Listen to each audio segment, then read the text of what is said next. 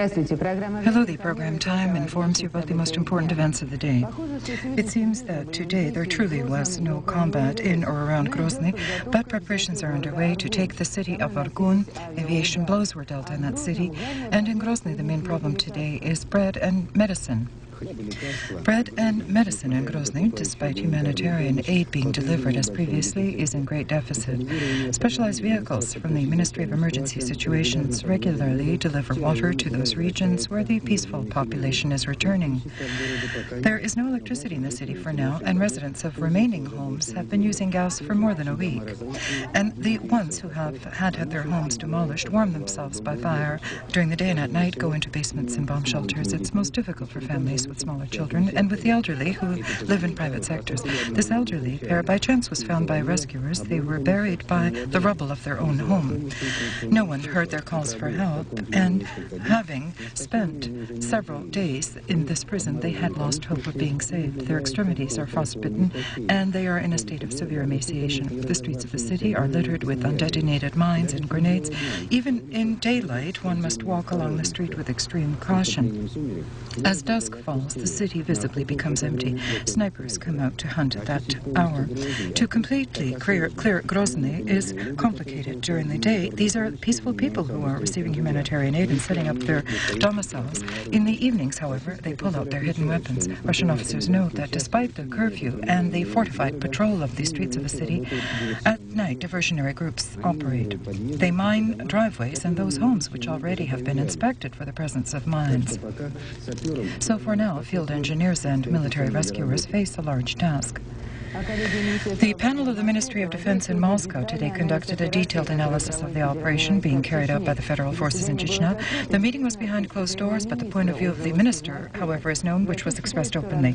Grachov feels that the examination is based on an analysis of mistakes permitted. The aim is not to punish individual military heads, but a search for methods to correct operations lapses. Evidently, the minister feels that the military operation will continue still for a long time. There's no war without casualties. You see shots which were filmed today on the territory of the Dzerzhinsky division. They buried 7 officers of higher ranks and privates who were blown up while they were unearthing mines in one of the areas of Grozny. The farewell. As previously, journalists are attempting to clarify what was the real cause of the Chechen conflict. Our correspondent Mikhail Zotov flew back today from the region with one of the possible versions. One of the versions for the beginning of the Chechen conflict is such. Some experts, for example, see uranium roots at the source of the war. In their opinion, 1.5 years ago, Chechen uranium was found and may have been sold by Dudaev to various buyers in circumvention of international bans. However, the battle for the opportunity to develop uranium deposits in the future is more than likely. Yet, during the meeting in Moscow between the representatives of the government and the president of Russia with ministers of the national rebirth of Chechnya, this version was not confirmed. Oleg Soskovets changed the topic of the conversation to the perspective of restoring what was demolished in Chechnya. Here, it's difficult to predict some sort of extreme success. At this phase would be unrealistic. We must count on long-term work. Can the reserves not be found to finance restoration of industry? There are very many structures which today are prepared to provide aid to some degree, not on a non-remunerative basis, of course. We hope, of course, that the economy of Chechnya will begin to function through the resources located there. This was examined by the government, that is favorized subsidizing because of these resources in individual projects. Now, many auto manufacturing companies have stepped forward who are prepared to join in the work in the form of humanitarian aid. Therefore, I must say, in Russia overall, there's a greatly benevolent attitude toward peaceful processes which are planned for the Republic. For control over the progress of restoration, it's planned that deputy heads of almost all the largest ministries of Russia will remain in Chechnya. Russian and Georgian border troops began helicopter patrol of the Georgian-Chechen border. Air observation is underway in order to prevent the insurgence of criminal gangs from Chechnya onto the territory of Georgia. Russia. The question of pillaging has emerged in full seriousness. There are cases of marauding among the federal forces in Chechnya, which did occur. This was admitted by the Deputy Director of the FSK, General Valentin Sobolov. However, according to the General, the extent of such crimes on the part of Chechen gunmen are incomparably greater. Pillagers, General Sobolov feels, should be shot on sight, but this is not permitted by existing legal norms. Now, every day, in various parts of Chechnya, tens of units of firearms are being confiscated, starting from hunting two-barrel rifles to high-caliber machine guns and jet-propelled anti-tank projectiles. The main objective of operational teams of the Ministry of Internal Affairs is to prevent the increase of Dudaev arsenals through neighboring Northern Caucasus republics. However, to completely stifle the activities of weapons dealers is not possible yet. Too great is the temptation for some people to earn big money. And it's most disheartening when the operational teams detain militia employees or military servicemen of the Russian army who are engaged in the business of blood. This major, a deputy commander of a battalion, and a lieutenant commander of a platoon were caught with their cargo not far from Vladikavkaz. They were attempting to sell 10 boxes of cartridges of various caliber, more than 400 grenades, Makarov guns, and other weapons. It's astounding that just in a few days, the subdivision where these commanders served was to be sent to Chechnya. What will happen now with these businessmen in epaulets? We have a very singular approach. An investigation is launched, and the measure is selected in this case to be detained under guard. Lately, falling into the hands of operational investigative groups, apart from weapons, are enormous quantities of various documents. Even partial analysis indicates that the Dudaev regime desired no compromise with the federal forces. The course was set for a full separation of Chechnya from Russia. In France, already money had been printed with portraits of the retired general, and this year they were to be launched into circulation. Many orders and instructions are being uncovered on creating a combat-capable Chechen army. Even lists of people are available who had received weapons. However, it's too early to speak of many things for now, and the investigation is underway. Today, in individual regions of Russia, a coal worker strike began. However, there are no broad-scale acts of protest. Tension was somewhat diffused by talks with the government. Only in Buryatia were the mines closed today, and at the majority of the mines of Primorye, unloading of coal to debtors discontinued. In Vorkuta, the strike has been deferred at least until the 15th of March. On the 1st of March, on the call of the union leaders in the center of Vorkuta, a march of columns of labor collectives was staged, which ended with a rally at the Palace of the Culture of Miners, where, in the year 1989, the first miners' actions of protests were held. Today, those who spoke through the microphones said that to force the government through strikes to pay what it must pay is humiliating for both sides. Those who gathered endorsed the demand of the miner unions to re-examine the government of Russia's policy vis-à-vis the coal sector. I'll note two foremost motifs previously not encountered in the miners' demands. The first is to develop a program to restructure the construction of the complex of miner cities and a program for closing mines. Secondly, to protect the coal sector of Russia from the import of foreign coal. At the rally, the readiness of the Vorkuta workers was reaffirmed to join the pan-Russian strike in the middle of March. The Federative Council today approved the law to restore the savings of citizens. At the same time, according to the chairman of the Budget Committee of the Federative Council, Nikolai Gonchar, funds to realize the law are not foreseen in the budget for 1995. Adopted in the third reading by the State Duma, but declined by the President of Russia, the federal law about restoring and protecting the savings of citizens today again was ratified by the higher chamber of the Federal Assembly. Thereby, probably the government has finally admitted the fact of the existence of its debt before its citizens, and debts must be paid, as we all know. Incidentally, this may be done only after the adoption of yet another package of laws. This law will decide the most important thing: deposits of citizens made before the 20th of June 1991 will be rehabilitated. According to your calculations, how much today can the ruble of 91 be worth? 3,000 rubles, according to my estimations. True, but that doesn't mean that in your savings account you'll have real rubles. Possibly you will be able to receive them in the form of securities. Today, Boris Yeltsin signed 3 decrees aimed at the further development of economic reform in Russia, and it seems seems that in the government they have decided to clarify to us steps which are being made. They held a press conference. The new decrees of the president, which were discussed at a press conference in the Kremlin, tighten financial discipline in executing the budget. The government must cancel all expenditures not foreseen in the budget for 1995, including discounts in payment on taxes, customs charges, and other payments. To be government regulated will be the natural monopolies. This affects mostly the transportation of oil and gas, energy production, and railway transits and communication services. Obviously, the issue is not to immediately create the necessary order and build an ideal regulating scheme, but I'll say that this is one of the first and sufficiently serious steps in the right direction. At the same time, as was noted by the first Vice Premier of the government, Anatoly Chubais, to be continued is the policy for liberalization of prices, stimulating manufacturing, and restricting interference of the state in economic activities. To the question from the program time, will the tightening of financial discipline affect several sectors? For example, the agricultural sector, which previously had been promised support, Anatoly Chubais said, all that which can be done will be done in full scale. This is absolutely clear. All decisions which will be adopted here will be within the framework of the existing budget, not exceeding its parameters. A means for improving the standard of living of Russians will be to decrease tempos of inflation, support for the lower income segments of society. We'll say indexation didn't fully consider variations in income levels. Well, they spoke about money. There is no money, but at times we don't know where money disappears to.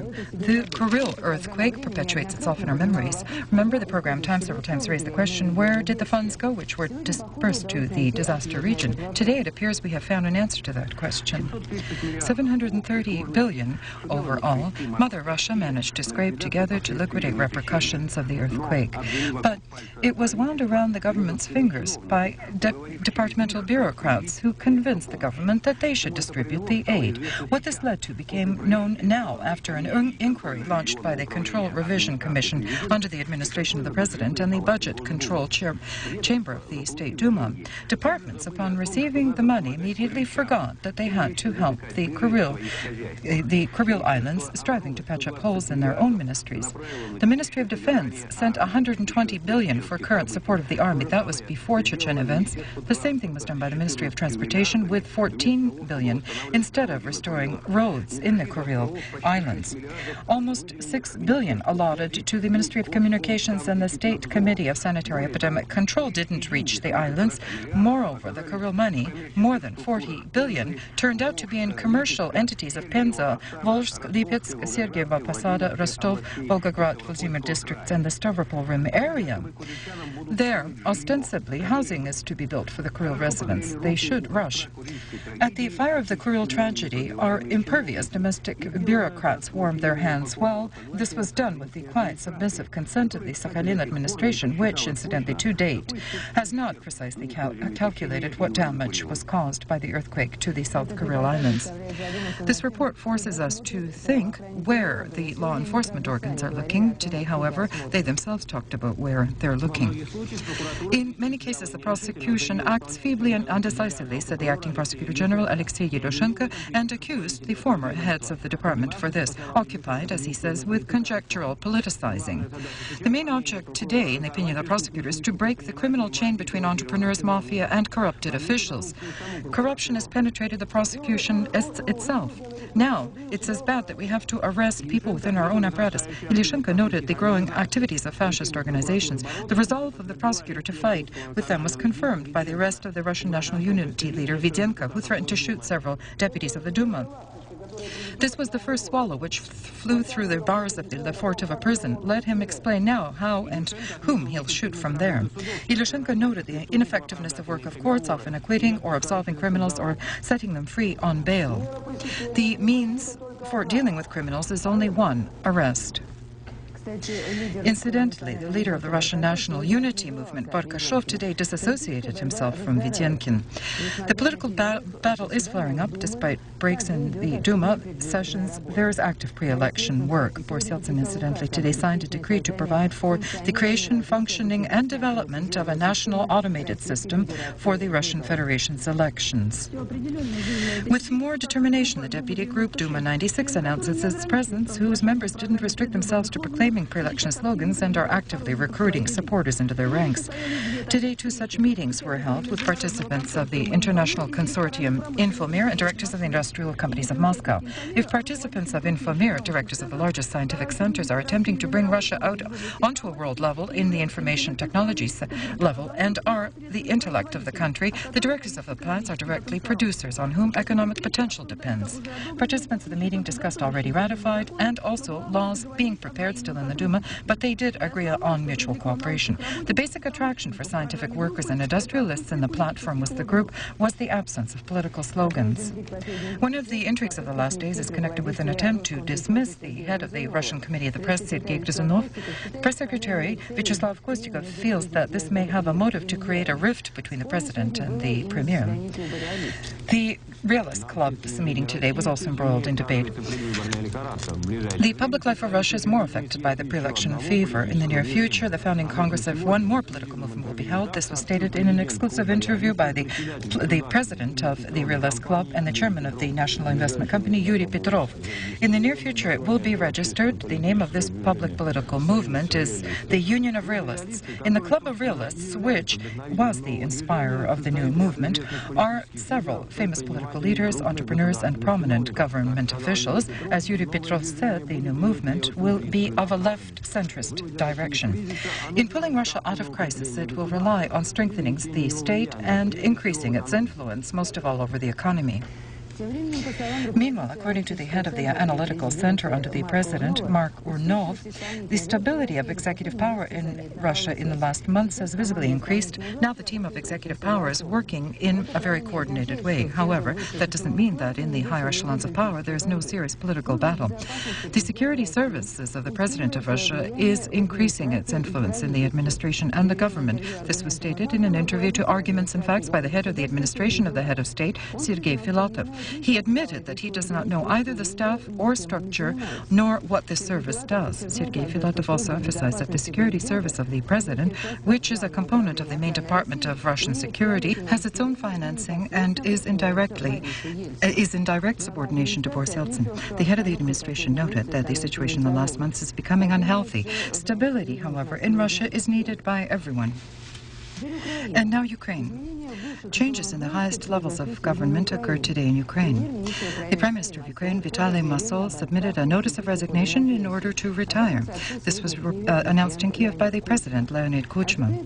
It's expected that appointed as the acting head of the cabinet will be the first Vice Premier of Ukraine, Yevgeny Marchuk. We attempted to find out from our colleagues in information services in Ukraine, is this resignation a herald of change in economic course? But as we learned, no one knows anything about it still. All interviews were refused today. But there is already commentary specifically from Tartas. It's written, Vitaly Masol headed the government under the former president Leonid Kravchuk, and all the current deputy prime ministers were appointed by the new head of state, Leonid Kuchma. In the opinion of several politicians, he trusts them more than the prime minister. After a radical speech which was made in October of last year, the president Kuchma in parliament spoke of ways to reform the Ukrainian economy, but the government, until currently, had not proposed any concrete programs in the framework of the ideas expressed by the head of state. In this connection, the representative of the administration of the president had long ago openly criticized the head of government. There are some explanations. In Crimea, there were parliamentary storms today. The Crimean parliament today expressed non-confidence to the presidium and decided to suspend it, except for the chairman, Sergei Tsekov. Today, they also discussed the mechanism to vote on the question of confidence toward the head of parliament, so the question about the dismissal of Tsekov is also being decided. In the Ministry of Education of Russia, today a panel met. Here's just one indicator which reflects the state of affairs. Only 4% of school graduates will be, for all intents and purposes, healthy by the year 2000. This disconcerting prognosis made by Russian pedagogues and medics, now this indicator is around 19%. One of the problems of today is the flow of youth into various religious sects. Psychologists explain this to be a type of protest specifically against the lifestyle of parents. A trial over the sect, the White Brotherhood, today proceeds in Kiev. Today in Kiev, the open trial in the case of the White Brotherhood began. Heads of this organization are accused of seizing buildings, organizing mass disorder, violations of persons and human rights under the pretext of religious ritual, and intentionally inflicting serious physical wounds. The judicial proceeding will continue for more than 3 months, with more than 200 witnesses and 19 victims. Maria Krivanogova, Maria Devi Christos as she calls her, Yuri Krivanogov, the living God as he calls himself, and Vitaly Kovalchuk, Apostle Peter III, refused an attorney explaining that God would protect or condemn them if necessary. 25 volumes of the case were compiled since March of '92. The Krivanogova spouses were arrested in November of 1993. Apart from criminal charges, the Sofia of Kiev Reserve filed a suit against the defendants in the amount of 69 million karbovanets, this is at the value of 1993, for damage caused when, on the day of the promised end of the world, a crowd of fans who gathered at the Sofia of Maidan in anticipation of the coming of Maria Devi Christos, they caused a true riot. By the irony of fate, the building of the city court where the case is being heard is located on Maidan as well, and the arrival of Maria did occur today, but it was into court. One more illness of the times is drug addiction. Today is the International Day of Battle with Drug Addiction. The international drug business broadly uses CIS banks to launder their money. This conclusion is contained in the annual report from the International Committee Controlling Narcotic Substances, which was distributed today in the UN headquarters. Crime connected with narcotics destabilizes processes of creating democratic states controllable by laws, and this is surfacing much more in the economic and social sectors of the CIS countries, it says in the document. Specialists speak of a drug addiction epidemic progressing throughout the world. Unfortunately, it didn't bypass Russia, although, according to the so-called accounting statistics, we have 40,000 afflicted. These are those who turn for official medical help, are treated in health facilities. In essence, they are much greater in number. The director of the National Scientific Center of the Study of Narcotics, the Professor Andrei Rublevsky, quoted the figure of 1.5 to 2 million. In his opinion, that is the number of drug users in our country. Behind these figures are destroyed lives, crimes, and AIDS. Medics state a tendency toward the growth in drug addiction. During the last 6 years, the number of afflicted has doubled, especially the adolescents are of concern. During 10 years, the addiction among them has risen by 6 times. There's greater record of acute poisonings connected with narcotics, especially among children. At the same time, narcotics institutions are 30% more, and the number of beds has halved. In the opinion of the Ministry of Internal Affairs employees, successful battle with drugs is hindered by an absence of a legislative basis or a government program.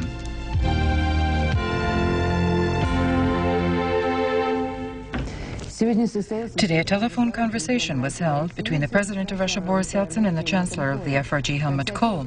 As the press service of the Russian President stated during the conversation, they discussed questions of interaction with the International Monetary Fund and also two-sided Russian-German relations. The dialogues, incidentally, with the delegations of the IMF are underway in Moscow. 3 members of the government of Russia today are in dialogues abroad. The Prime Minister, Viktor Chernomyrdin, in London, the Vice Premier Shahrai in Paris, the Minister of Foreign Affairs Kozyrev in Beijing. Receptions differ, even on a state level. Viktor Chernomyrdin was greeted in London according to the highest protocol. This exception was made only once, for Helmut Kohl. Incidentally, the visit itself of the Russian Prime Minister can't be associated with the usual visits. He brought to London a sincere desire to progress from talks on financial partnership into partnership itself.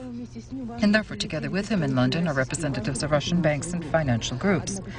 However, the ability of the English to provide us with voluminous investments quickly quickly and at favorable interest rates is seen here skeptically. Incidentally, Russia is interested not so much in the investments themselves as in availing themselves of the traditional authority of British financiers, who, upon successful results of talks, could truly be a mere example to motivate investors from other countries. However, one must overcome the quite unsuccessful previous experience, which was stated during the dialogue with the Prime Minister John Major. Russia couldn't define itself on concrete realization of joint projects, for which long ago the United Kingdom had extended a credit of 800 million. At the same time, Great Britain is urging us into excessively expensive business proposals, the realization of which in other Western countries is 2 times cheaper. Today, the trade mutual volume between us is $4 billion. Incidentally, $3.045 billion are Russian exports, naturally raw materials. The British government is not satisfied with this correlation. It would like to have a more worthy presence on the Russian market. This problem was discussed at the meeting between Viktor Chernomyrdin and the Minister of Finances of Great Britain. The Russian Premier promised that foreign investments will be under the protection of the government and that already legislative acts have been adopted on discounted taxation. What regards the commercial debt of Russia, the Minister of Foreign Trade, Oleg Davidov, handed over today a check for $100 million to the London Creditors Club. And now Poland. The new chairman of the Ministerial Council of Poland is Józef Alexei. In Warsaw, they're awaiting the president's actions in reciprocation to his being elected. Today, the Sejm decided to dismiss the cabinet of Waldemar Pawlik and simultaneously confirmed as prime minister their Marshal Józef Alexei. The departing government had received a non-confidence vote, although the result of its 15-month performance was a 5% increase in the gross national product. The foreign debt was cut in half. There was a slowdown in inflation and a decrease of unemployment and a growth of real salary. It's evident that the cabinet simply became a victim of intrigues on the Polish political Mount Olympus. The new head of the Polish government is 48 years old. He's a doctor of economics. He's considered to be a man of compromise since the times when he conducted talks with Solidarność as a member of the last communist government. And as leader of the Sejm, he has acquired himself a reputation to be an above-party interest man, the so-called Marshal of all Poles. According to the current constitution, the decision of the Sejm must be still ratified by the president. To date, this has been a purely formal procedure. Now, and this is said by people around the head of state, he may attempt to reject the cabinet where the so-called post-communists are dominant. And now I want to distract you from all political and even economic problems and remember that today is spring. Even where snow is falling, it's still spring, and in some countries this day is celebrated very festively. Look at these vendors filling the streets of Bucharest. Today, they have the most demanded items. A martashor, 2 silk threads, red and white, tied to toys or cards with gay illustrations. In Romania, they feel that on the first day of spring, you absolutely must give them to all women that you know. This tradition finds its origins in those times when people celebrated the new year according to the spring calendar, the 1st of March, hence the name martashor. It was considered that the red and white threads interwoven can protect you from any misfortune. They were fastened at entrances to homes, and it was indispensable to give them to men to protect the provider. Martashors were worn around the neck from the 1st of March until the first cuckoo bird sang. But with time, the martashor lost its role as a talisman and became a decoration. The tradition remained, only now they're given not to men but exclusively to women, with a wish to always remain beautiful.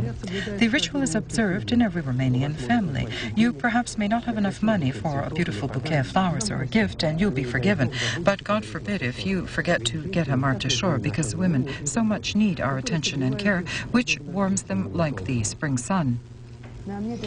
And I can only wish you a warm and as joyous as possible spring.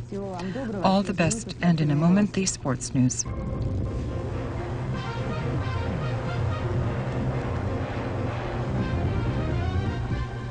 Hello friends, today in Europe it's the big day of soccer. 4 matches will be held in the quarterfinals in the Championship League. At 22:50 on channel Ostankino, the live broadcast of the match Barcelona-Paris Saint-Germain will begin. Yesterday 4 matches were played in the European tournaments of the UEFA. The Eintracht from Frankfurt on Main barely managed to tie the match with the Turin Juventus 1-1. In Rome, Lazio hosted the Dortmund Borussia.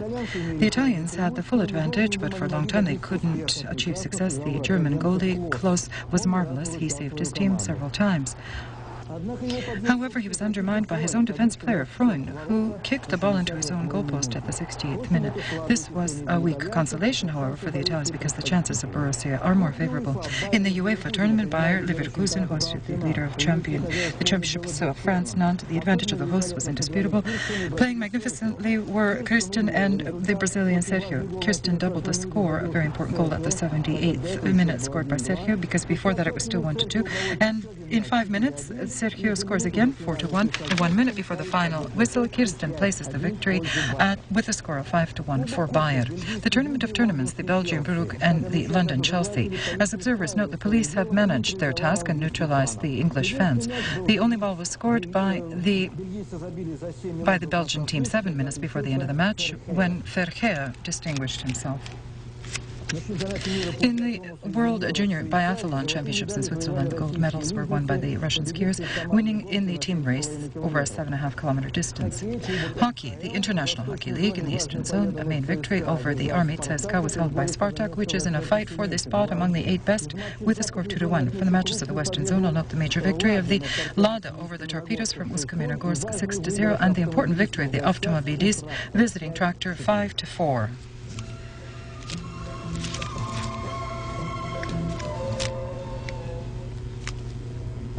Hello. From today's newspapers and radio television broadcasts, I think everyone already knows that the calendar spring has approached us. We were congratulated on that many times, and we also congratulate you because in Russia in the Middle Ages, from the 1st of March, the New Year used to begin, and incidentally, it was still in the 19th century when the tradition was preserved not to work on that day. We hope your work day, however, is already over, so the weather forecast. Tomorrow, with the approach of another atmospheric front in Karelia, the Arkhangelsk district, and the Murmansk district, there will be snow with patches of blizzard, day temperatures -3, +2. In the Volgovatsk area, in the Republic of Komi, in the prepolar Ural and the Nenets Autonomous District, also cloudy, with some light periods of snow, temperatures from -1 to 5. On the Central Volga, in the central and western regions, in the zone of a front, it's cloudy with some periods of snow mixing with rain, temperatures of +1 to 6. The territory of the Baltic countries and the Kaliningrad district, this front will pass by during the night, and during the day weather will improve, precipitation gradually cease, the sun will peek out through the clouds, temperatures of +3 to 8.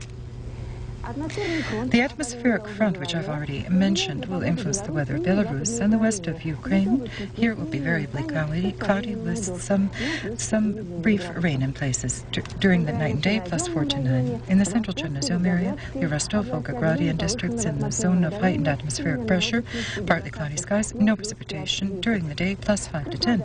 In the Krasnodar, the Stavropol Rim areas, the northern Ossetia, Ingushetia, Chechen Republic, and Dagestan, in the morning, patches of fog, temperatures of +7 to 10. Around Sochi, as high as +13. Beyond the Caucasus, in a zone of an anticyclone, it's sunny. In Armenia and Azerbaijan, +9 to 11. In Georgia, +14 to 16 degrees. In St. Petersburg, the prevalence of cloudy weather with some brief periods of rain at night around 0, during the day, +3 to 5. In the capital, variably cloudy skies at night, some light precipitation, temperatures at night 0, +2, during the day, +4 to 6 degrees. Winds are from the southwest. That completes our broadcast. I wish you a wonderful disposition. Goodbye.